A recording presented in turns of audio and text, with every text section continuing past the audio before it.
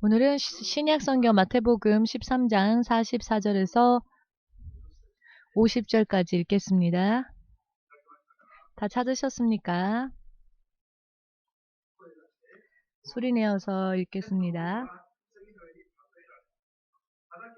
천국은 마치 밭에 감추인 보화와 같으니 사람이 이를 발견한 후 숨겨두고 기뻐하여 돌아가서 자기의 소유를 다 팔아 그 밭을 샀느니라. 또 천국은 마치 좋은 진주를 구하는 장사와 같으니 극히 값진 진주 하나를 만남에 가서 자기의 소유를 다 팔아 그 진주를 샀느니라. 또 천국은 마치 바다에 치고 각종 물고기를 모으는 그물과 같으니 그물에 가득함에 물가로 끌어내어 앉아서 좋은 것은 그릇에 담고 못된 것은 내어 버리느니라.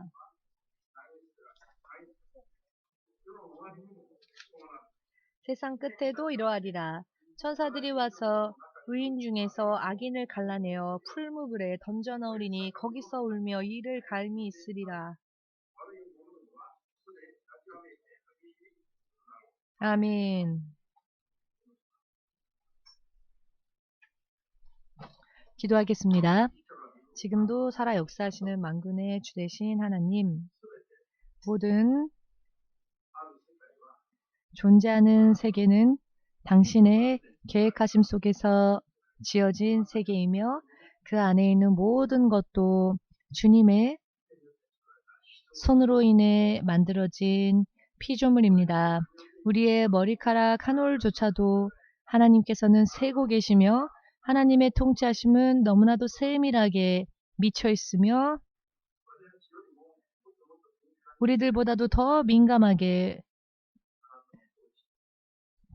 모든 것을 다스리시는 주 되신 하나님, 우리가 바르게 깨닫고 또 바르게 믿고 그리고 주님의 그 모든 계획하심 속에서 사는 것이 생명인 것을 알게 하시옵고 주님으로부터 떨어지는 것이 바로 죽음이라는 영원한 사망이라는 것을 확실히 알게 하여 주시어서 오늘도 우리의 믿음이 주님의 말씀 앞에서 온전히 드러나지고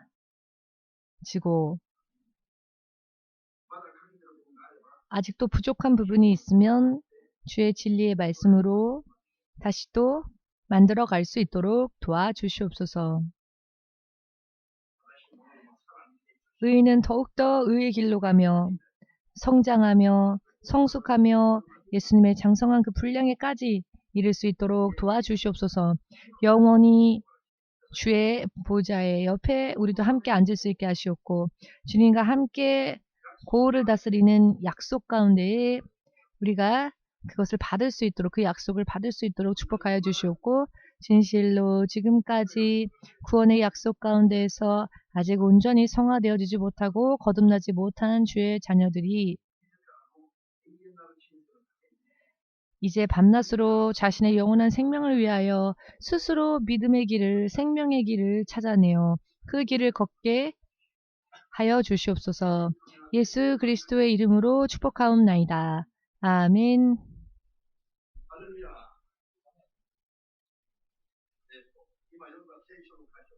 지금 여러분들이 읽으신 성경 말씀의 구절은 바로 예수께서 친히 우리들에게 해주신 말씀이지요. 예수님의 말씀을 다른 말로 설교를 할 수 있을 텐데요. 이 예수님의 설교를 들으시고 여러분들은 무엇을 생각하셨습니까? 무엇을 느끼셨습니까?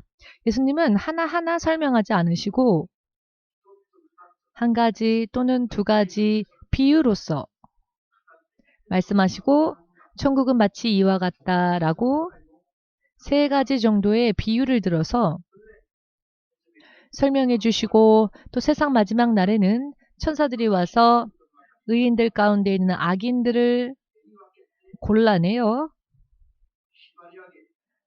그들을 이끌어내어 풀무불에 던져 넣는다.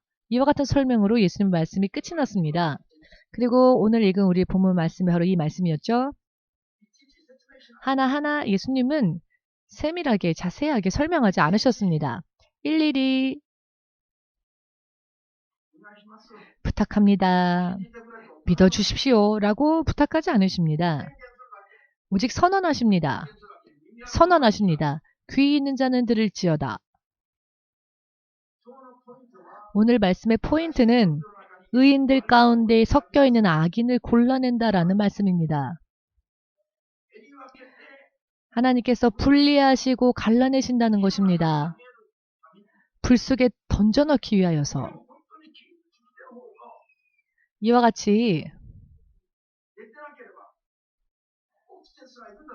만일 자지 않았다면, 잠들지 않았다면, 일어나 있다면 이 소리를 들었을 때 하나님께서 불 속에 넣으신다는 이 존재가 사람인지 혹은 사물인지를 알 수 있을 겁니다. 의인들 가운데에서 악인을 골라내어 불 속에 던져 넣으면 그 속에서 영원토록 이를 갈며 울 일이 있으리라 하셨는데요. 여러분, 이것이 예수께서 우리들에게 하신 말씀입니다.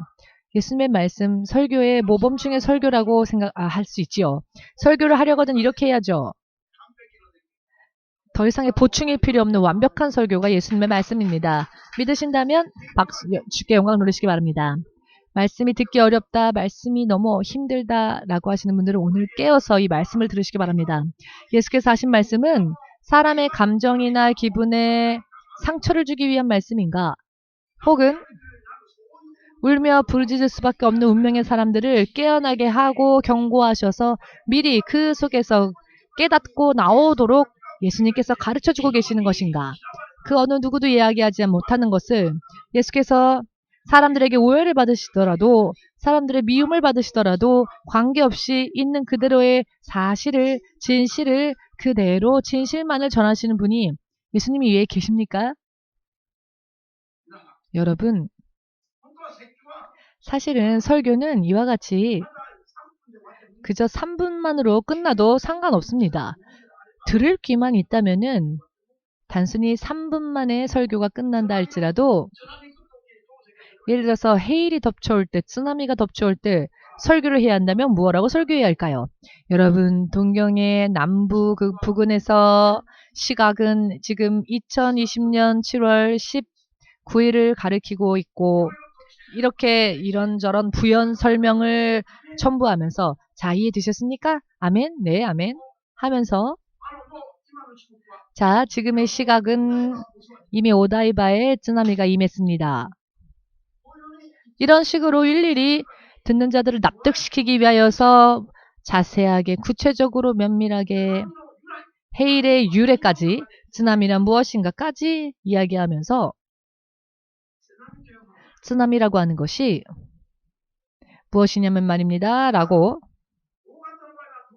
그리고 이 쓰나미가 대형 쓰나미일 경우에는 어떤 피해가 오는지를 1시간, 2시간 계속 설명한 다음에, 그러니까 도망가십시오. 그러니까 도망가십시오. 세례 요한이 광야에서 세상을 향해 그 입술을 열어 전했던 말씀은 회개하라 라는 말이었습니다. 회개하라, 천국이 가까이 왔느니라 라는 말씀이었습니다. 주의 길을 곧게 만들라. 자, 단 1분 만에 끝나는 이 말씀을 그는 가는 곳곳마다 거듭 되풀이하여 전했습니다. 그는 가는 곳곳마다 이 똑같은 말씀을 되풀이하여 전했습니다. 바로 세례 요한이 말입니다. 자, 사도 요한은 하나님의 사랑의 제자라고 불려지지요. 하나님의 12제자 중 하나였던 사랑의 사도라고 불려졌던 요한은 그가 나이가 들면 들수록 하나님의 양들을 향하여서, 하나님의 양의 무리들을 향해 뭐라고 말씀을 전했냐면은, 하나님의 양들아, 너희는 서로가 서로를 사랑하라. 사도 요한은 입술을 열면 항상 그와 같은 말씀을 전했습니다. 그래서 그와 함께 있었던 제자들이 그 말씀에 귀에 못이 박힐 지경이 돼요. 선생님, 벌써 100번째 말씀하셨습니다. 벌써 200번째 말씀하셨습니다. 예를 들면 이렇게 말입니다. 귀에 못이 박혔습니다. 왜 항상 똑같은 말씀만 말하십니까?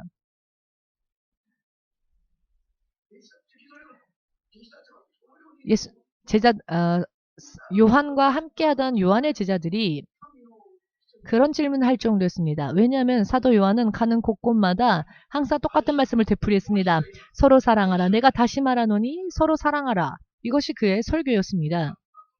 자, 그랬었다고 지금 전해져 내려오지요. 자, 왜 그렇게까지 똑같은 말을 되풀이하여 전했을까요? 다른 말 필요 없습니다. 여러분들의 머릿속에 지식을 불린다고 해서 그게 무슨 여러분들의 도움이 됩니까? 해일이 덮쳐올 때, 쓰나미가 덮쳐올 때, 아, 내가 이렇게 지식이 있으니까 내 머리만큼은 흔들리지 않도록 혹은 내 머리만큼은 잠기지 않도록 이렇게 할 수 있습니까? 지식이 아주 많이 머릿속에 들어있으니까 쓰나미야, 내 머리는 삼키지 마라. 그래서 머리만 동동 뜰 수 있습니까?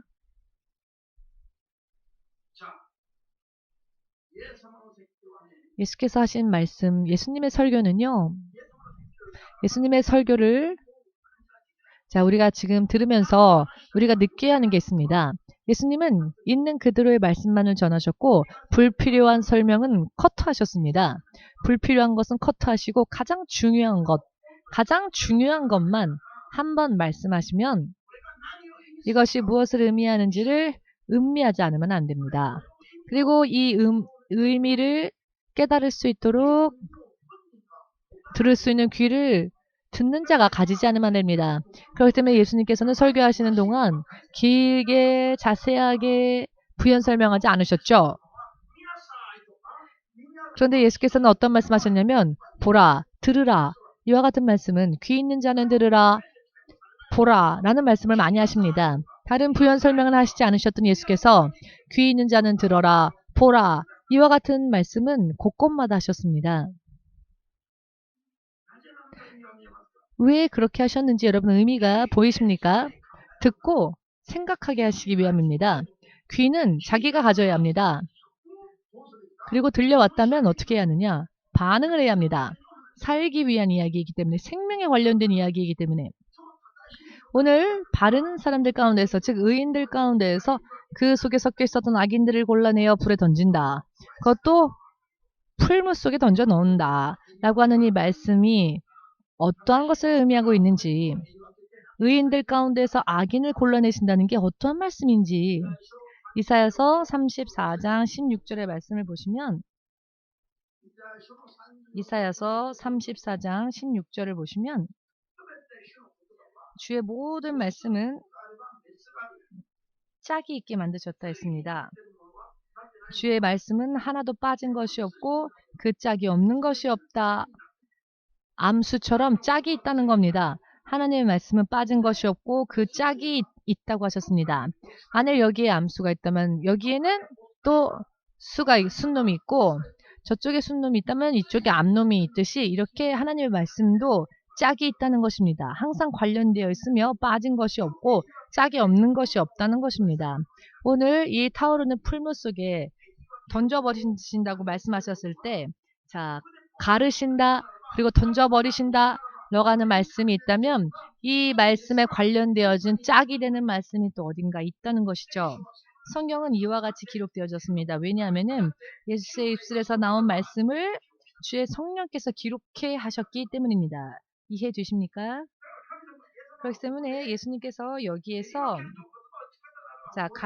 갈라내신다 라고 말씀하셨다면 분명히 또 다른 말씀 중에 이 말씀과 관련되어지는 말씀이 있다는 것입니다. 항상 짝이 되는 말씀이 있다는 것입니다. 그렇기 때문에 한 말씀하시면 여러분들이 그 관련된 말씀, 하나님의 계획, 하나님의 말씀을 전체적으로 깨닫고 빨리 그 말씀을 이루어야 하며, 빨리 믿음을 만들어야 합니다. 그런데 일일이 다 잘 씹어서 하세요. 입을 벌리세요. 이것을 마시고 먹으세요 해도 맛없어요. 퇴하고 뱉어버리는 이런 아기들과 같은 모습으로 언제나 계속 있으면 안 된다는 것이죠. 지금의 오늘날의 세상은요. 씹고 씹어서 먹게 해줘도 맛없어 하고 안 먹습니다. 나랑 안 맞아 하고 지금 이런 일을 하고 있습니다. 그저 음식이 주어지는, 식재료가 주어지는 것만으로도 그것으로 열심히 요리해서 여기에서 말씀 찾고 저기에서 말씀 찾고 말씀의 짝을 이루어서 깨닫고 그 말씀을 그대로 꿀꺽 삼켜야 되는데 음미할 시간도 없습니다. 꿀꺽 삼키고 아멘 하여 그대로 살아가기로 결심해야 하는데 옆 사람 볼 거 없습니다. 여러분 스스로를 보시며 이놈 하고 욕해 주십시오. 언제나 왜 옆 사람을 봅니까? 나는 지금 뭘 하고 있는가? 나는 지금 뭐 하고 있는가? 예수님의 설교가 부족합니까? 예수님의 설교가 부족합니까? 예수님의 설교에 무언가 결여되어져 있는 부분이 있습니까? 설명이 부족합니까? 예수님의 말씀에 지식과 지혜가 없습니까? 연구가 부족합니까? 사람의 마음을 알아주지 못합니까? 확실히 꿰뚫어 보시고 계십니다. 모든 것을 다 보고 계십니다. 이야기를 나누지 않아도 우리의 모든 내면의 모습이 예수님 안에 다 드러나 있습니다. 우리의 폐부까지 아시는 분입니다. 그것을 아시는 분이 암놈하고 말씀하시면 순놈은 너희가 찾아라. 이렇게 짝을 찾아야 되는 것이 하나님의 말씀입니다.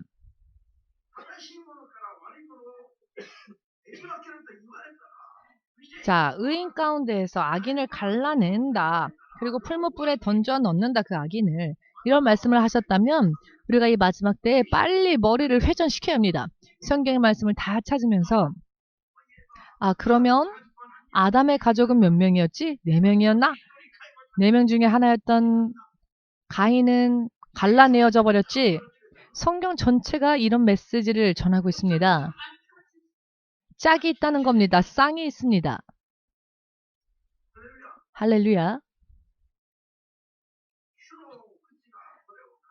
주님의 말씀이 이것을 우리에게 전해주셨고 성령께서는 항상 짝이 되는 모든 말씀을 기록해 하셔서 신약성경에도 구약성경에도 요한계시록에도 또한 창세기에도 다 그 짝이 이루어질 수 있도록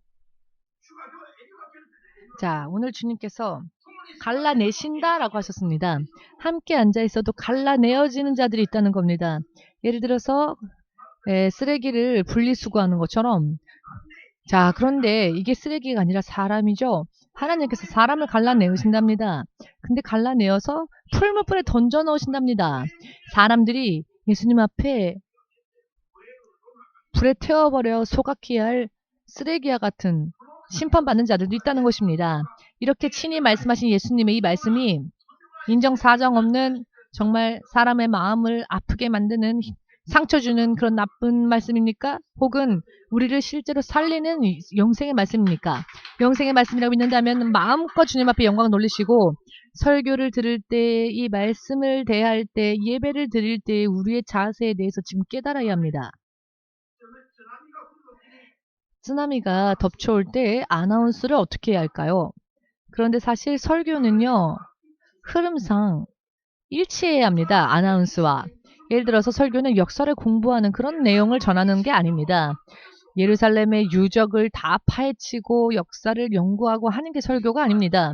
설교는 덮쳐오는 쓰나미에서 도망갈 수 있도록 어찌하면 간단 명료하게 더 많은 사람들에게 경고의 말을 줄 수 있을까 살게 하기 위하여서 딱 한 번 듣는 것만으로도 2번 다시 잊어버리지 않도록 듣자마자 행동으로 옮길 수 있도록 그렇게 말씀을 해야 하는 게 설교인데요.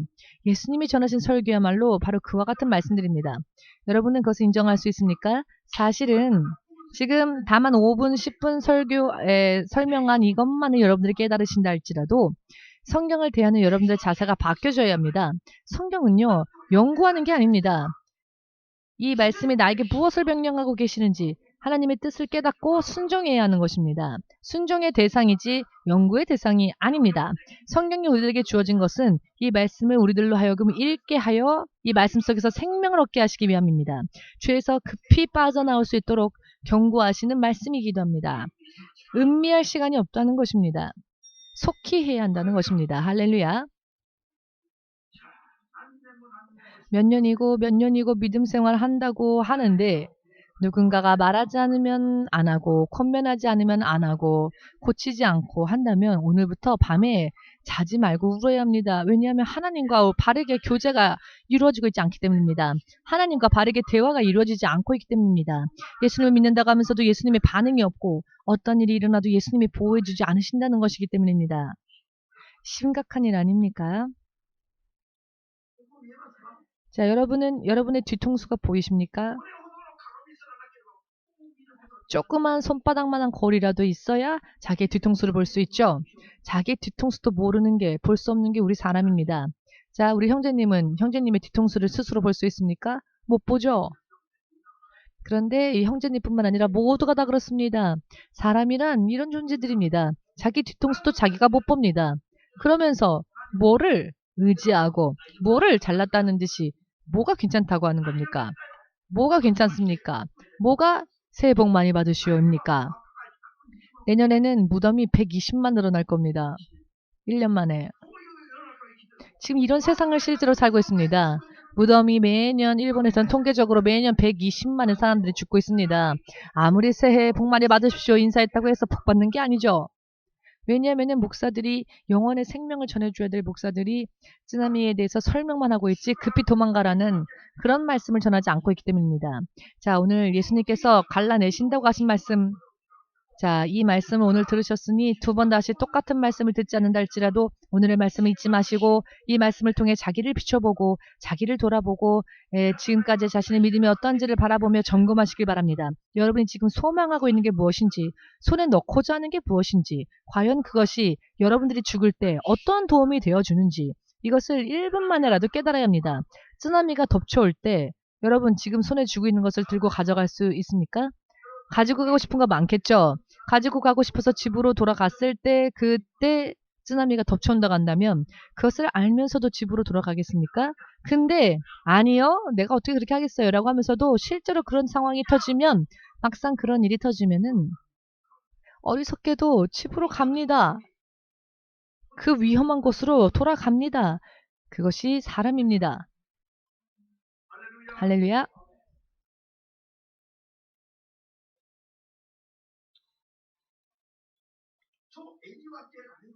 오늘 갈라내실 때에 실제적으로 지옥의 불속은 자, 크리스천들이요. 믿지를 않는 게 갈라내실 때 남는 의인들이 가게 되는 천국, 그 천국이 얼마나 멋있는지를 사람들이 믿지를 않아서 첫 번째 소망을 이 천국에 두질 않습니다. 우선 소망을. 여러분 오늘 주님께서 여러분과 저를 테스트하신다면 과연 몇 명 정도의 사람이 예수님 앞에 인정을 받을 수 있을까요?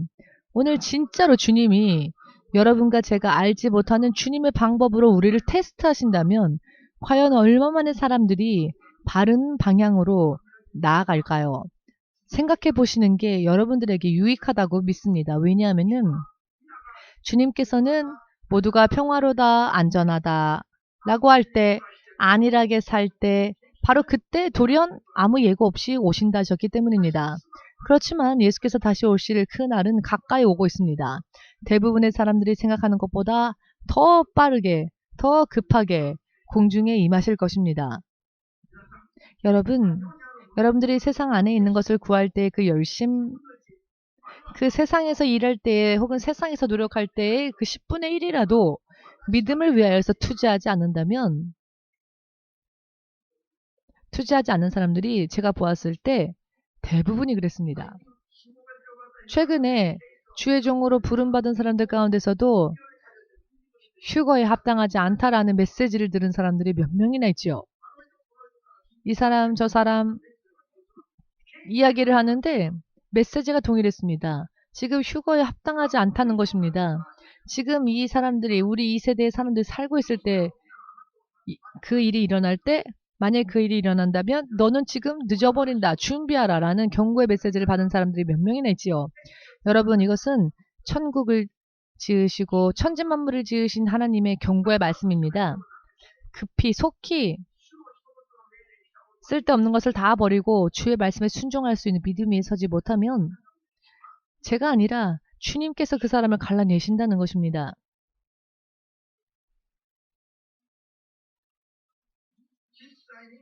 실제로 자기의 마음속을 깊이 내려보십시오. 정말로 내가 진짜 주님을 어느 정도 의지하고 있는지 매일매일의 삶 가운데에 내가 어느 정도 믿음을 위하여서 자기의 영혼을 위하여서 노력을 하고 있는지 사실은 무슨 일이 있으면 금세 그 무슨 일이 터졌을 때 그것을 우선적으로 하지는 않는지 하나하나 면밀하게 체크해 보십시오. 그러면 사실은 구멍투성이라는 것을 알 수 있을 겁니다. 가만히 있으면은 내가 크리스찬인 것처럼 보이죠. 그러나 막상 무슨 문제가 일어나면 무슨 문제가 터지면은 당황하고 흔들리고 의심하고 머릿속에 먼저 떠오르는 것은 주여가 아니라 빨리 사람한테 전화하고 아주 급하죠. 황급히 움직이긴 하는데 도대체 무엇을 위해서 황급히 움직이고 있느냐? 주님을 향해 황급히 움직이는 자는 적습니다. 돈의 흐름, 돈의 상황, 누구한테 이야기를 하여야 도움을 받을 수 있을까? 머릿속에 떠오르는 것은 예수님이 아닌 다른 것들이죠. 마지막에 목사한테 전화해서는 상담을 합니다. 마지막에. 그래서 목사님이 주님께 기도해야죠 라고 하면 바로 안색이 변하고 실망합니다. 금방이라도 목사님이 도와줄 줄 알았는데 주님께 기도합시다 라고 하면 금세 얼굴색 변하여서 실망하고는 좌절낙담합니다.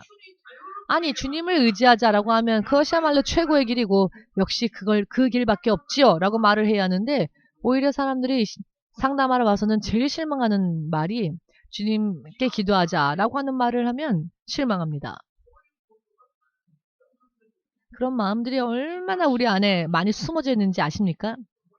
자기는 내가 믿음이 있다고 생각합니다. 그러나 막상 무슨 일이 터지면 믿음이 없었다는 것을 알 수 있습니다.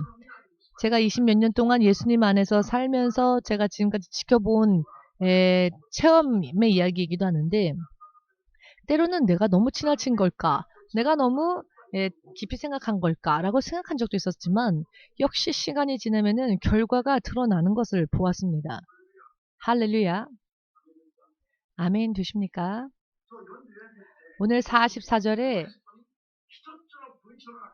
단 하나의 문장이지만 다른 것은 기록되어져 있지 않고 이 말씀만이 성경에 기록되어져 있다 할지라도 이 말씀 단 한마디의 말씀만을 지킨다 할지라도 승리할 수 있는 내용의 말씀입니다. 44절을 보시면 어떤 사람이 어느 밭에 감추어진 보화를 발견했습니다. 밭 속에 감춰진 보화를 발견했습니다. 자, 발견하자마자 이 사람은 그것을 숨겨둡니다. 왜 숨겨둡니까? 다른 그 어떤 존재에게도 이것을 빼앗겨서는 안 되니까. 비밀로 하는 겁니다. 비밀로 하지 않으면 누군가가 지나가다가 훔쳐갈 수도 있고 누군가가 가져갈 수도 있으니까. 이걸 눈에 드러나게 해버리면 예를 들어 자기가 그것을 가지려고 하였어도 빼앗겨버릴 수 있으니까 알기 쉽게 말씀드린다면은 빼앗기고 싶지 않으니까 이 보화를 발견하자마자 숨겨두는 겁니다. 무슨 일이 있어도 자기 것으로 하고 싶으니까 이것을 숨겨둡니다. 아무도 보지 못하게, 아무도 빼앗지 못하게. 여러분은 이런 일을 하고 계십니까?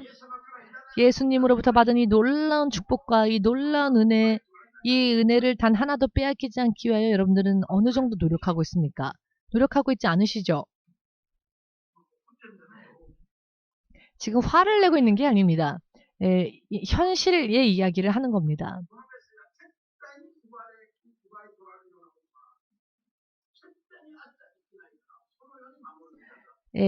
이 말씀의 비유는 주님이 우리에게 주시는 것은 그 어느 무엇보다도 귀한 보화이기 때문에 이것을 빼앗겨서는 안 된다는 말씀이지요.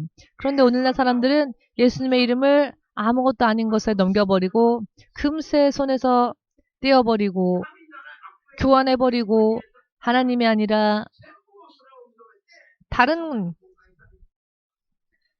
신들을 향해서도 예수의 이름을 금세 손에서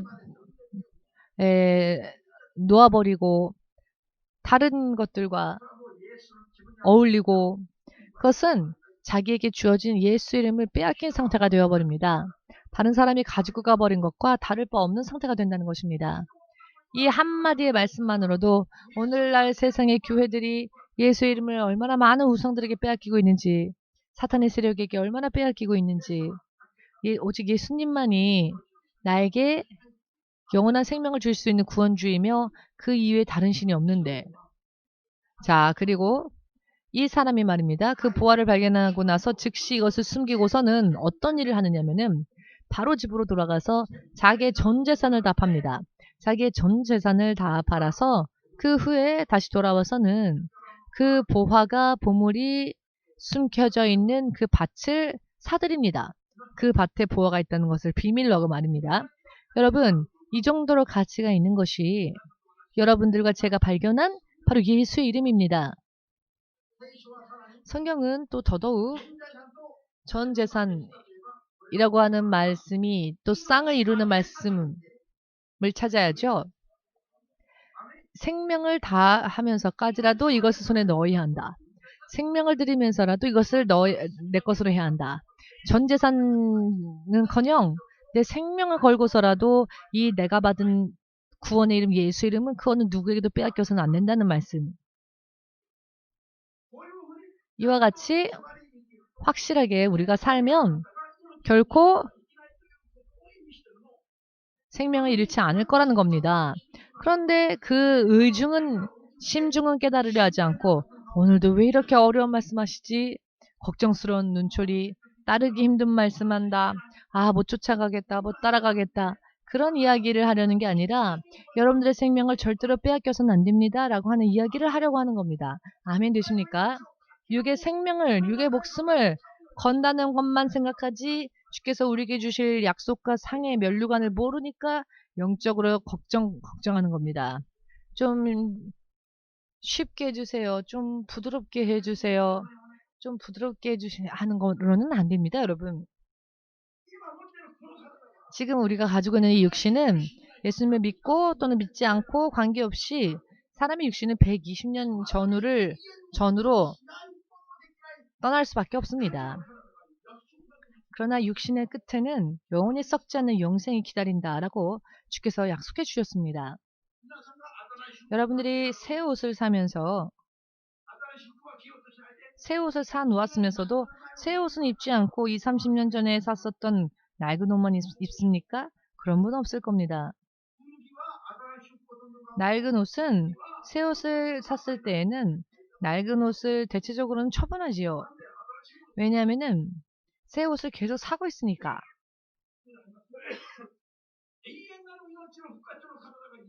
영원한 생명의 약속이 우리에게 약속되어졌으니 지금의 이 생명은 언제든지 영원한 생명과 맞바꿀 수 있는 그와 같은 믿음에 설 때 언제 버려도 상관없는 게 육체의 인생입니다. 육체의 생명입니다. 그러나 이것을 정말로 마음으로부터 인정하여서 막상 그렇게 되어도 믿는 대로 실행을 하고 있는가? 혹은 막상 일이 터지면 도망가고 있는가? 이게 문제이지요. 말의 단계에서는 머릿속에 생각한 단계에서는 사람들은 뭐든지 생각하죠. 주를 위해 죽겠노라. 주를 위해서 순교하겠노라. 그러나 실제로 현실에 그것이 닥치면 그런 생각들을 버리겠지요. 많은 사람이 이것이 문제라는 것입니다. 부활을 믿으려 하지 않습니다. 그러나 사람이 믿고 안 믿고를 떠나서 세상의 마지막은 이미 가까이 다가오고 있습니다. 또한 언제까지나 지금이 아닙니다. 지금은 이것을 아무리 내가 중요하게 여기고 해도 시간이 흐르면 썩어가고 또 바뀝니다. 믿음이 없으면은 이것만은 내가 보존하고 싶다. 이 생활만은, 이 평화로운 이 생활만은, 가족 단란하게 사는 이 생활만은 내가 계속 가지고 가고 싶다. 그러나 그게 언제까지겠습니까? 다 변합니다. 제가 일본에 올 때에는 아직 청년 때였습니다. 어느샌가 할아버지가 되어버렸습니다. 인생 참 빠르다 싶습니다. 추억 속에서는 엊그제가 30년 전이었던 것 같습니다. 30년 전이 엊그제처럼 느껴지는데 시간을 되돌이킬 수가 없죠. 이제는 이미 할아버지인 것입니다.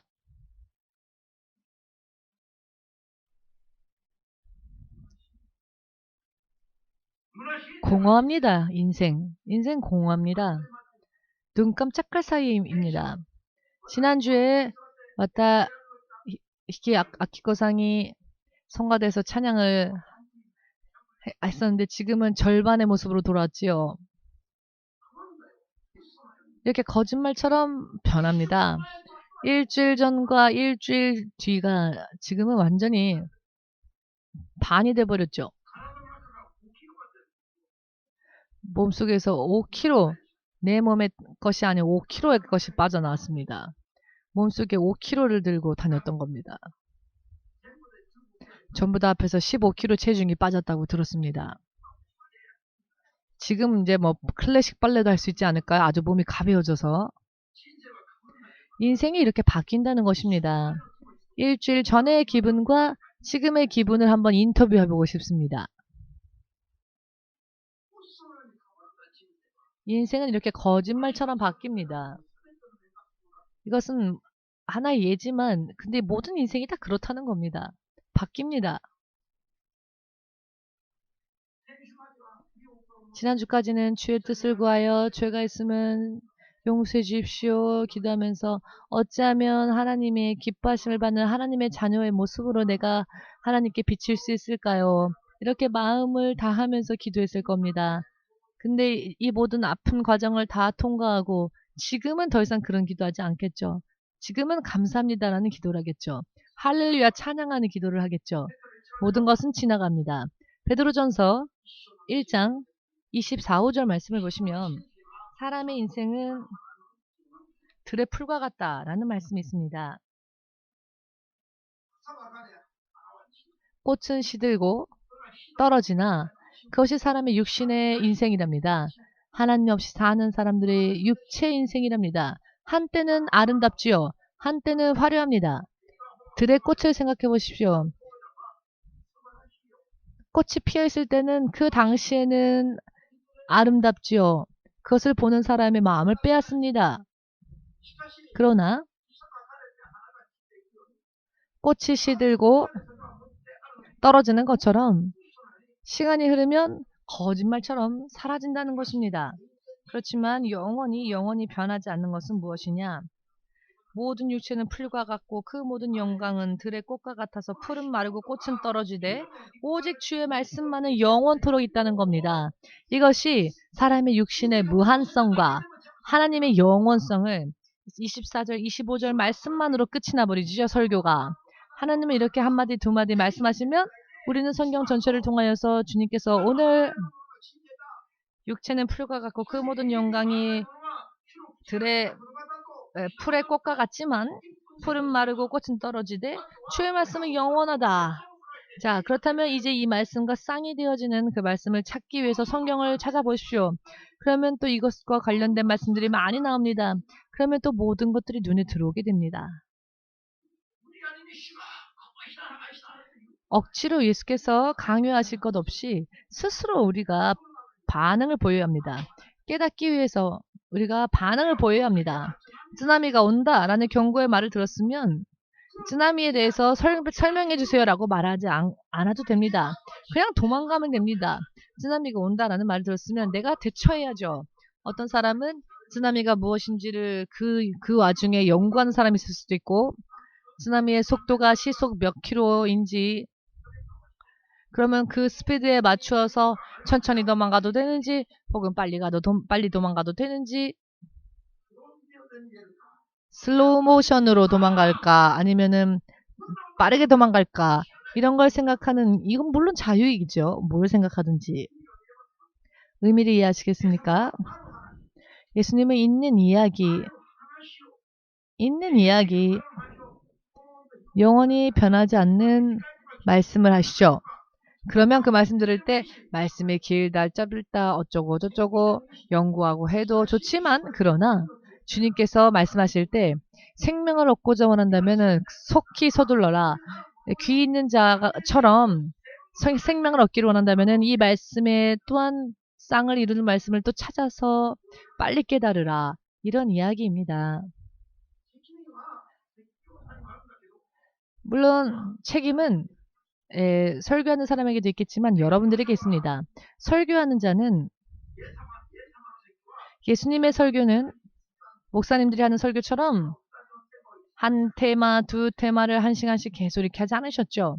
그저 한마디 하시고 두 마디 하시고 이 말씀 또 저 말씀 이렇게 말씀하셨을 뿐입니다.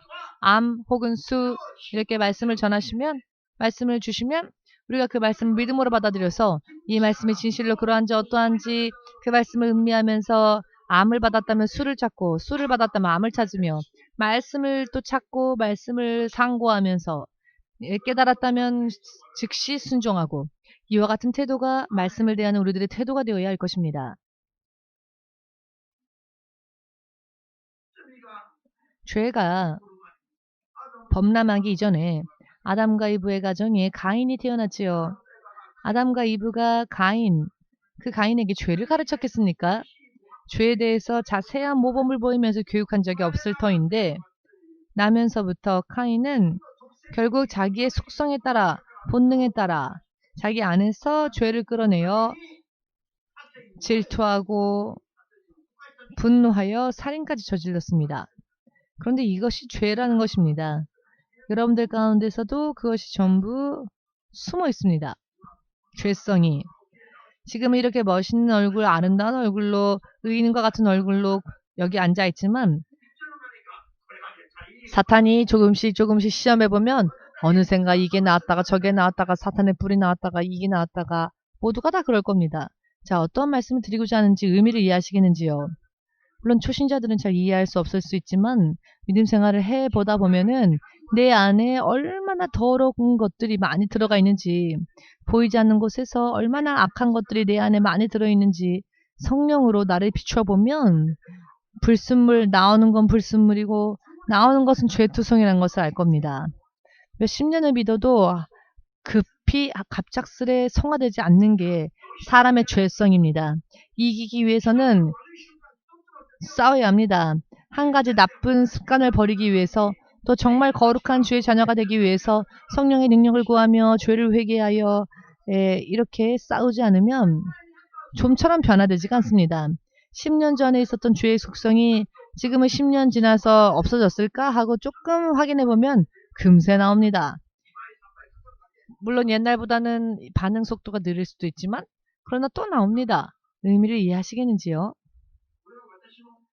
정말 여러분 가만히 있으면 저절로 빠져나올 수 있다고 생각하지 마십시오. 죄에서 빠져나오려면 정말 싸워야 합니다. 그러면서 그렇게 벗어나기 위해서 몸부림치기 위해서는 기도를 해야 하는데 하루에 1시간도 기도 못하면서 다 승리한 것처럼 다니는 사람이 있다고 한다면 그 사람은 큰일 날 사람입니다. 어느 날 도중에 갑자기 돌연 느낄 겁니다.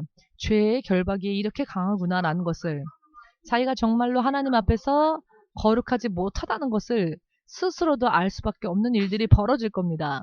그리고 지금은 회개하였더니 지금은 회개하면 넉넉히 주님께 돌아갈 수 있지만 마지막 때 말입니다. 풀무불에 던지기 위해서 갈라내시는 작업을 하실 때에는 회개가 안 됩니다. 다만 죄인은 죄인으로서 주님 앞에 무릎 꿇고 심판받을 뿐이며 스스로 자기의 죄를 다 털어놓게 되며 자기의 죄를 알고 깨닫고 자기의 죄를 자기가 스스로 털어놓습니다. 그러나 심판 때에는 회개가 안 됩니다. 주님은 이와 같이 갈라내실 때가 온다는 것입니다. 그렇기 때문에 이때가 바로 마지막 때인데요. 이때야말로 마지막 때인데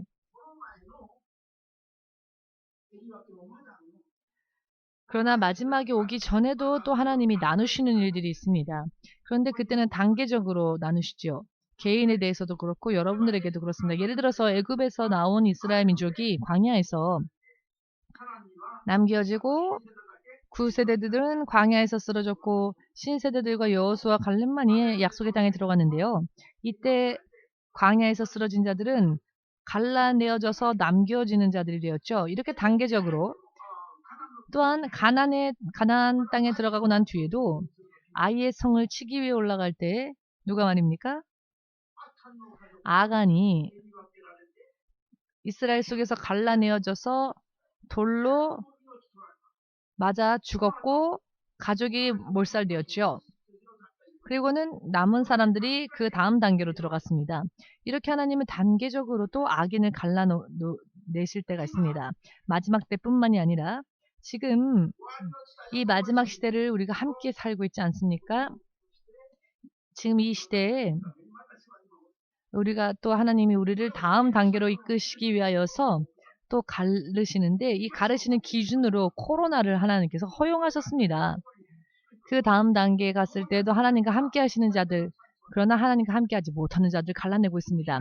그러나 지금은 회개의 찬스가 있습니다. 금세 죽지 않는다면요, 회개할 수 있는 찬스가 있습니다. 지금 두 가지 무리로 가르고 계시지 않습니까?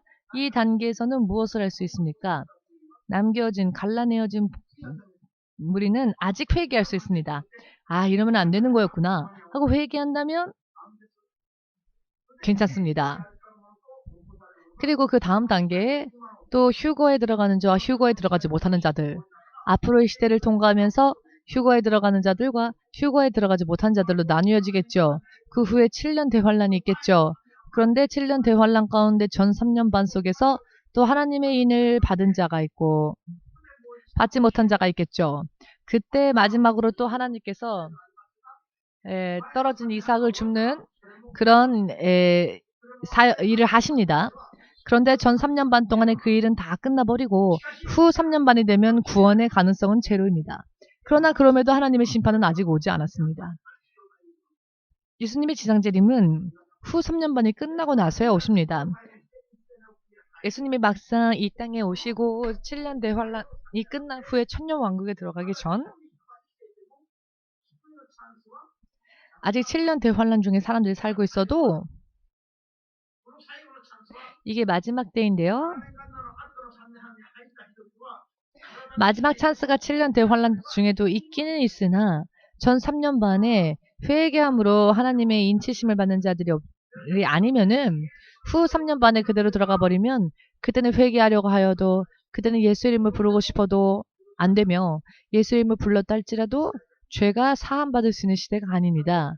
왜냐하면은 이미 전 3년 반 때에 회개의 찬스가 이미 그때 끝나버렸기 때문에 의미를 이해하시겠습니까? 그렇기 때문에 두 가지를 생각해야 합니다. 지금은 예를 들어서 그 다음 단계로 가기 위하여 지금 떨어뜨린 자들이 있으신데 그 사람들은 회개하면 다시 또 찬스를 잡을 수 있습니다. 그러나 한계를 초월해버리면 한계를 넘어버리면 육신이 아직 살아있어도 더 이상 회개할 수 없어서 죽는 경우가 있습니다. 이것이 7년 대환란 가운데 전 3년 반이 지나면 이제는 그 육신이 살아있어도 아직도 살아있다 할지라도 회개하지 못하게 된다는 것입니다. 여러분들이 이것을 깨달으셨으면 합니다. 그렇기 때문에 지금 내가 살아있다고 해서 언제든지 괜찮다라고 생각하지 마십시오.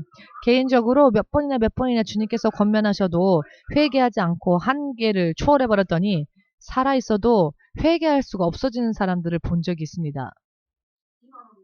지금의 여러분들은 이 점을 주의하셔야 합니다. 이것은 이해가 되지 않으시는 분들은 나중에라도 질문을 해오십시오. 굉장히 심각한 일입니다. 이런 일들이 있다는 것도 모릅니다. 언제든지 회개할 수 있다고, 언제든지 주님께 돌아갈 수 있다고 생각하시죠? 그러나 죄의 한계를 초월해버리면, 너무 많이 죄를 져버리면 하나님은 더 이상 회개를 하여도 받지 않으실 때가, 회개가 안 될 때가 있다는 것입니다. 이런 말씀은 구약 성경에도 있고 신약 성경에도 있습니다. 지금 주님의 성령이 저에게 감동으로 주셨는데, 성령 기름 부으심으로 저를 감동케 하셨는데, 이 말씀이 진실이라고 주님께서 저에게 말씀해 주셨습니다. 물론 이런 설교는 모두가 다 이해할 수 있는 설교는 아니죠. 그렇기 때문에 이런 말씀이 있구나. 그렇다면 이 말씀과 연관되는 말씀은 무엇일까? 여러분들 성경을 통해 더 찾아보시고 성경을 더 읽어보십시오. 아멘 되십니까? 여러분들이 깨달았건 깨달았지 못했건 지금도 주님은 가르시고 있으며 지금은 악인으로 갈라지는 자들이 있어도 개인적으로 한계를 초월하지 않으면 아직도 회개의 찬스가 있습니다. 그러나 그 한도를 초월하면 이번에는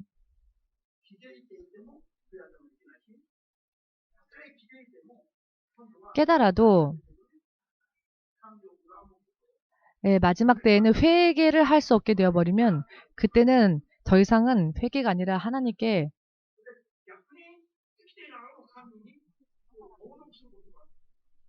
오히려 하나님께 회개하지 못하고 오히려 회방합니다. 왜냐하면 마귀가 방해하기 때문에. 그래서 그 안에서 나오는 것은 하나님을 향한 회방이나 하나님에 대한 대적밖에 나오질 않습니다. 왜냐하면 그 이후로 오게 될 현실은 사람의 육신으로는 감당할 수 없기 때문에, 그렇기 때문에 지금까지 사랑으로서 나를 기다려주신 하나님을 잊어버리고 심판하시는 하나님에 대한 심판에만 반응하여서 자기가 견딜 수가 없으니까 하나님을 모독하는 것입니다. 정말로 이와 같은 말씀들이 성경에 있습니다. 그리고 성경에 이런 말씀의 경고가 왜 주어지냐면은 앞으로 일어나게 될 일이기 때문에 그런 일들이 일어나기 전에 빨리 의인의 길을 걸으라, 빨리 회개하라, 돌아오라 라는 것입니다. 지금도 개인적으로 하나님께서 이렇게 나누시는 작업을 하시기 때문입니다. 성경의 이야기를 하나 들으면 여러분들의 것으로 소화하셔서 죄에서 벗어나기 위해서 어떻게 해야 할지를 필사적으로 노력하시기 바랍니다. 필사적으로 노력하지 않으면 5년, 10년 지나도 변화가 없습니다. 자기의 의식만이 바뀝니다. 5년이나 다녔지, 10년이나 다녔지, 나는 괜찮겠지 라는 잘못된 의식이 자기를 지배합니다. 사실은 텅 빈 쭉정인데, 텅 비어 있는데, 롯의 부인이 순간 미련에 의하여 뒤를 돌아보았지요. 그 결과가 어떻게 될지 상상하지 않았기 때문에 그런 일을 하였겠지요. 이것이 굉장히 중요한 부분입니다. 믿는 가정에서 하나님의 명령을 듣고 하나님의 말씀을 순종하여 도망가면서도 자기에게 문제가 일어나리라고 생각하지 않습니다. 그러니까 뒤를 돌아본 것이죠. 그러나 그 순간 탈락이 나는 것입니다. 여러분, 성경이 심한 겁니까? 심하지 않습니다. 이것은 전부 영적으로 보면 다 과정이 있습니다. 이와 같은 때에 뒤를 돌아봤다는 것은 그때까지 어떻게 살아왔느냐, 그런 과정이 있기 때문에 돌아보는 겁니다. 그때 딱 그 한 번만 그랬는데 하나님이 심판하시는 게 아니죠. 지금까지 살아온 과정이 항상 그랬다는 겁니다. 항상 뒤를 돌아보고, 즉 항상 하나님을 전적으로 순종하지 못하고 항상 그렇게 했다는 것이죠.